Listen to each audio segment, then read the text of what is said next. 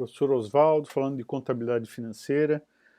Esse aqui é o nosso terceiro assunto. Nós já falamos, ou quarto assunto, nós já falamos, fizemos a introdução da disciplina, falamos sobre os principais demonstrativos contábeis, falamos sobre o balanço patrimonial, depois aprofundamos no balanço patrimonial, falando sobre as classificações, ativo circulante, ativo não circulante, passivo não circulante. E agora esse tópico trata de aspectos sobre a situação financeira e econômica da empresa. Nossa referência, como sempre, é o livro do José Carlos Marion, Contabilidade Empresarial. Nesse caso particular, para você se aprofundar, nós temos, ou para tirar as dúvidas, você pode consultar o capítulo 4 do livro do Marion.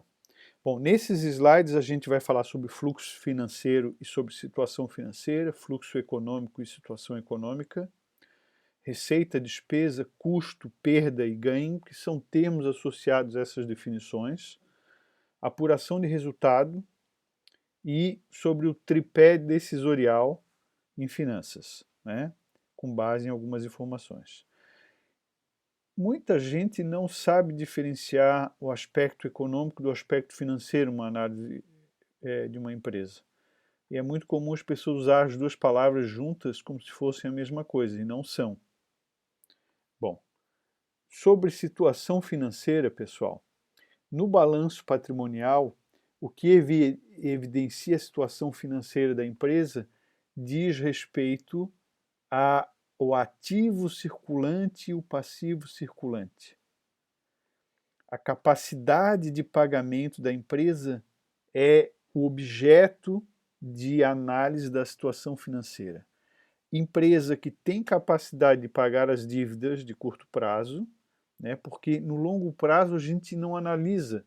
O que importa para saber se a empresa tem capacidade de pagamento são as contas que vencem até um ano. As contas a pagar que estão classificadas no passivo circulante, que vencem até um ano ou até o final do ciclo operacional, se esse ciclo operacional for maior do que um ano. Já estudamos isso, né? A função de indicador da situação financeira da empresa, então, é se a empresa tem capacidade de honrar as dívidas de curto prazo ou não.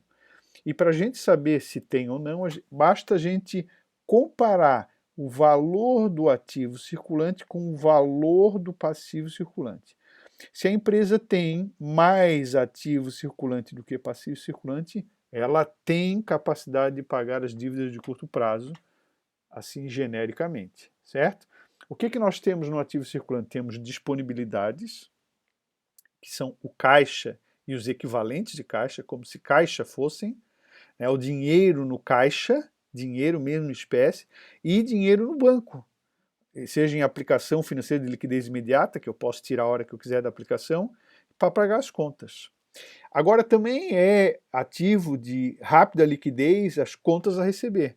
Porque se eu tenho algumas contas a receber, por exemplo, vou imaginar duplicatas a receber, são títulos, né, que tem um aceite da pessoa, da empresa que comprou meus produtos. Então, se eu tenho essas duplicatas, eu posso ir até uma financeira, uma factoring, vou trocar essas duplicatas, pago juros e consigo transformar aquilo em dinheiro. E normalmente o estoque também tem alta liquidez, porque o estoque, na maioria das empresas, ele gira com certa velocidade, né? E tem um relativamente conversível em dinheiro com uma certa facilidade. Portanto, ele também ajuda a pagar as contas que vencem no curto prazo. A situação financeira. Se o ativo circulante então for menor que o passivo circulante, a empresa terá dificuldades em solver seus compromissos. Então, o ideal é que o ativo circulante seja maior que o passivo circulante. E aqui já fica um aviso. Maior não é muito maior, porque quando é muito maior, você tem um prejuízo de rentabilidade. A empresa deixa de ser potencialmente mais lucrativa. É uma coisa que nós vamos aprender depois, tá? Então é maior do que o ativo circulante, tem que ser maior do que o passivo circulante, tá? E como que a gente mede? Uma forma de medir essa é apenas um menos o outro, o ativo circulante menos o passivo circulante, mas uma forma mais analítica de verificar essa situação e poder comparar com outras empresas, com outras realidades, com outros momentos da mesma empresa, historicamente, é por meio de um indicador chamado índice de liquidez corrente.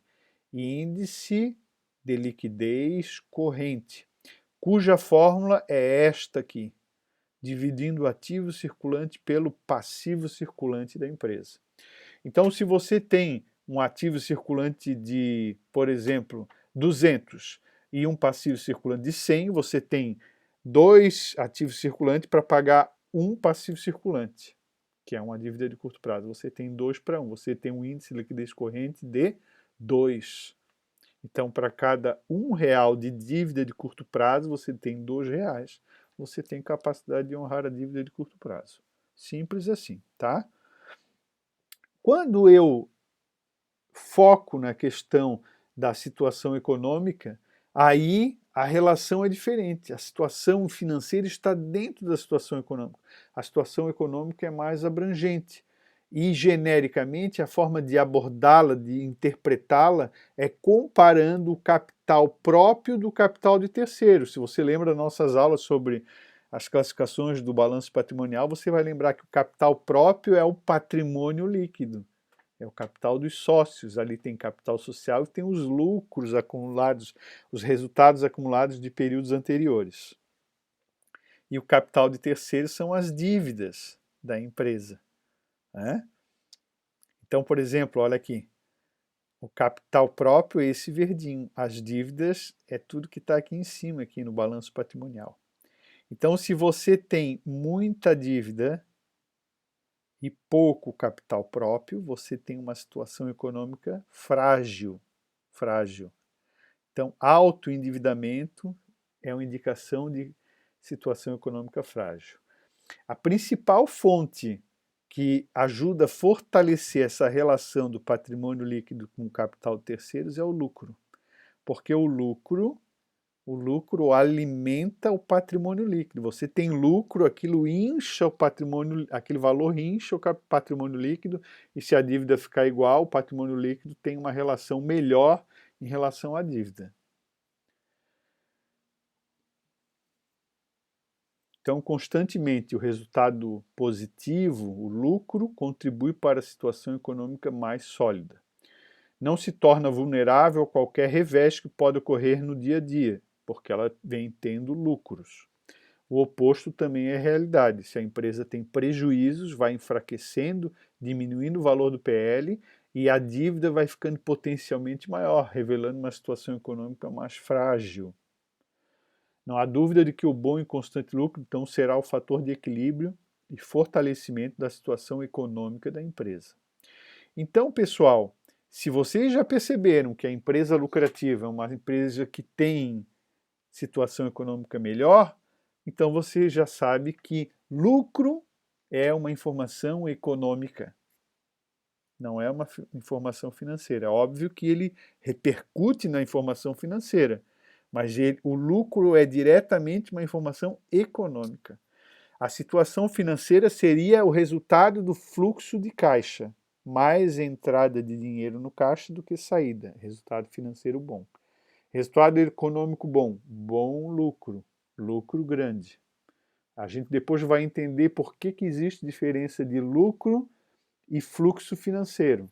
Aí a gente vai entender o porquê dessa diferença, tá?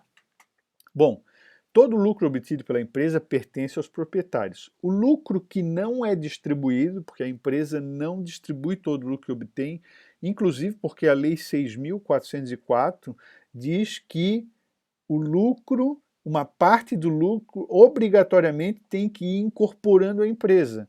Chama-se reserva legal. A empresa obrigatoriamente tem que separar um pouco do lucro para fortalecer o patrimônio líquido da empresa.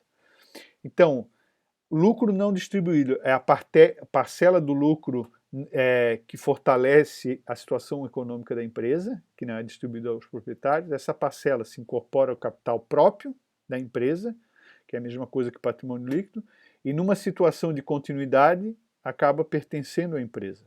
os proprietários não poderão exigir o reembolso desses valores. Eles ficam fortalecendo a situação da empresa.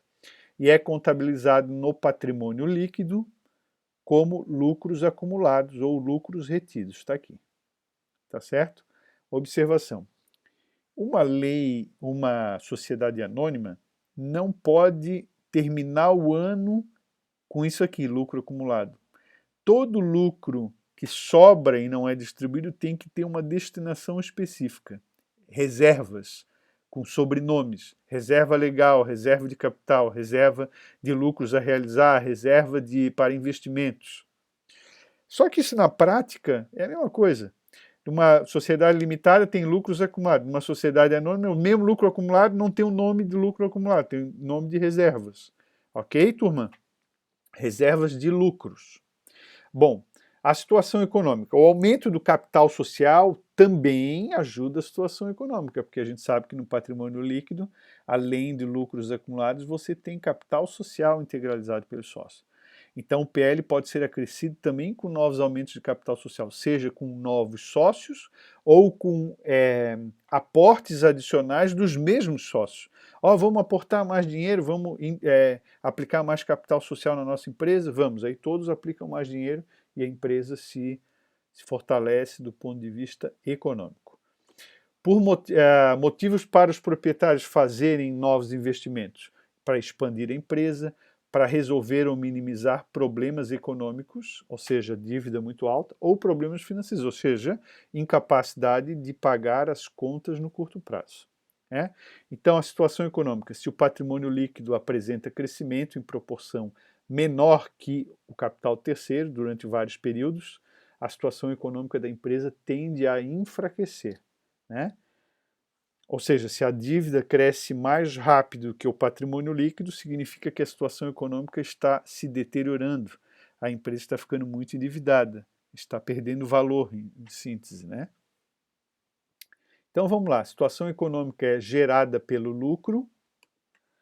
O lucro que a empresa obtém, ele serve para pagar diversas contas aqui de terceiros, contas a pagar.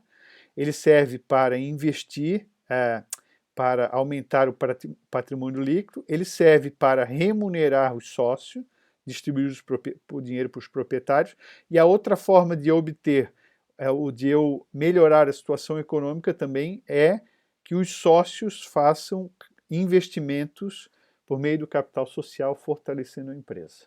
Tá certo? Bom, nós continuamos sobre esse tema, situação econômica versus financeira, já vamos falar sobre apuração de resultado no vídeo seguinte.